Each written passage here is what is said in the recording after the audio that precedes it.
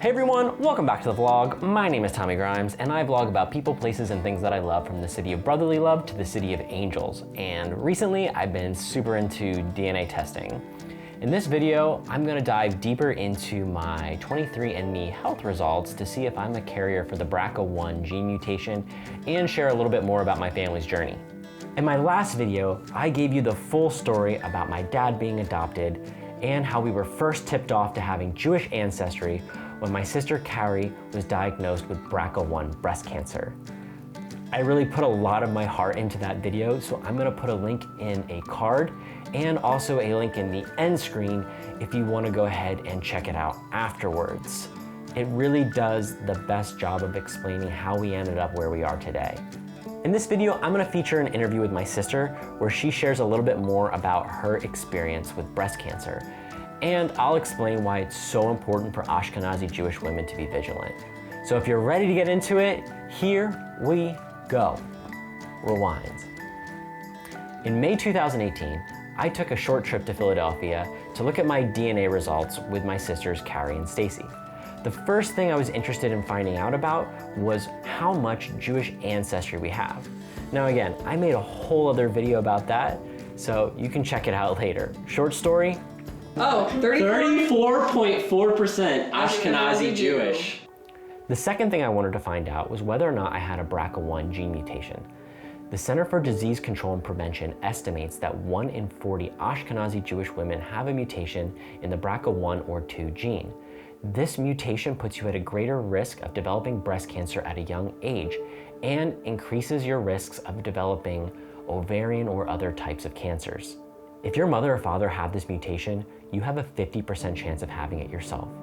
Since our father was adopted, we had no idea what the medical background was on his side of the family, which is why when my sister called me in January of 2016 to tell me that she had breast cancer, it came as a complete shock. Honestly, it felt like the worst luck in the world because a few years earlier, our father was diagnosed with early onset dementia. The hits just kept coming. I discovered I had breast cancer. I thought that I just felt, I thought I had a blocked milk duct from breastfeeding. And I'm not usually good at taking care of myself. And Steve was like, you never go to the doctor. And he kind of like yelled at me and told me I should go and get things checked out. And he made me promise that I would call the next day because I was so sure it was nothing. So I called my OBGYN the next day and I just mentioned I had a lump and she was like, nope, come in tomorrow. So I went in and she confirmed, yes, it's definitely a lump. It's probably a cyst, but you work with the breast mammographers. I bet you can get a mammogram tomorrow and just be done with it. So I went in, got the mammogram, and they said, no, it's definitely something. We need an ultrasound. I got an ultrasound and they confirmed it wasn't a cyst. So they said, okay, it's still probably, this other type of tumor, the chances of it being cancer at your age and not that big of a medical history that I knew of. They said probably nothing. And then I got the call on New Year's Eve where they called me and told me that it was breast cancer.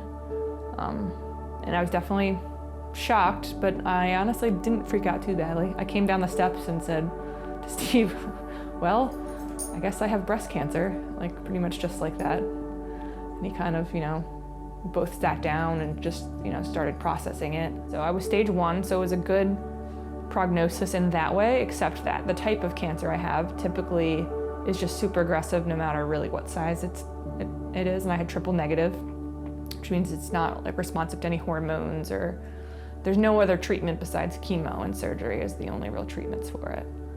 You should probably know a couple things about my sister. She's the oldest of the 3 Grimes kids. She's deployed to Iraq and Afghanistan as an Air Force flight medic, and she was able to balance cancer, a job, school, and being a mom all at once. Needless to say, she's a total badass. So I did my BSN during chemo. I had 2 chemo goals, finished my BSN and potty trained Vaden, and I accomplished both. My mastectomy was February 2nd, and then I finished chemo on like 7 months. So it was pretty quick. And they said I was one of the quickest they ever had gotten through everything. How would they I'm considered cancer-free, to their knowledge. But as the further I get out, like other breast cancers typically come back more after 10 years, and my breast cancer comes back more quickly, usually in the first 2 years and then 5 years. So once I hit 5 years, all of my things will decrease. Except for the ovarian part, because I'm still 60-some% chance of ovarian cancer. So I have to have my ovaries and my fallopian tubes out around 40. I think I thought cancer would completely change me. And I don't think it changed me as much as I wish it did sometimes. How so? I think that you hope that cancer will make you focus on what's important and not get caught up in the things that aren't. And I think it's easy to get caught up, especially parenting young children, in the day-to-day, and the dishes not being unloaded, and flipping out over my house being a mess, and realizing that in the grand scheme of things, my house being a mess is not the #1 priority. My family being happy and healthy is the priority. And so I think it's still easy to lose that sense of your own, I don't know, what's the word? Finality, your own death. Like, not many, I think that definitely changes you. Not many people actually think they might die. And I can say I know what it feels like to think you might die. That interview was shot a few months after we sat down together in Philly to look at our results. Prior to that, we learned that my sister Stacy had the BRCA1 mutation. So she decided to get a preemptive double mastectomy. Since 2 of the 3 of us had the mutation and there's a 50-50 shot of each of us getting it, I was really hoping that the odds of all 3 of us getting it would be too great. This is how it went. Maybe genetic health risk? There it is, open report. Which service is this? If we all 3 got it, Listen, really? I have it. 3 got it. 3 for All 3. 3 of us have it. Have what? BRCA1. BRCA1. How do you know that? It's told us. Told them. It says I have it. We all have it. 50% of women with a BRCA mutation will develop breast cancer before the age of 70, compared to 7% in the rest of the general population. 30% will develop ovarian cancer before the age of 70, compared to 1% with the general population, which is why it's so important to be vigilant and to take action early. I've put a link in the description to the CDC's Take Action website. While breast cancer in men isn't super common, if you have a BRCA1 mutation, your risks are greater. Men with a BRCA1 mutation have a slightly higher chance of developing prostate cancer, and men with a BRCA2 mutation are 7 times more likely to develop prostate cancer. Men with a BRCA2 mutation are also 8% more likely to develop breast cancer. So for men too, it's a good idea to talk to your doctor. Okay, I know this video was super heavy today, but with knowledge is power, so I'm gonna work with my doctor to follow up on everything, and I'm gonna try and make positive changes to my lifestyle to decrease my chances of having cancer. The good news is that all the Grimes kids today are happy and healthy. On my next video, I'm gonna look at my 23andMe traits results to see what they got right and wrong.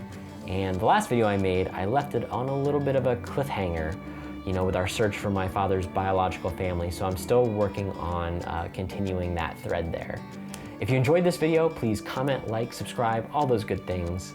And if you're already subscribed, you can hit the notify button to find out when I've put new videos online. Thanks again for watching. I'll see you all again real soon.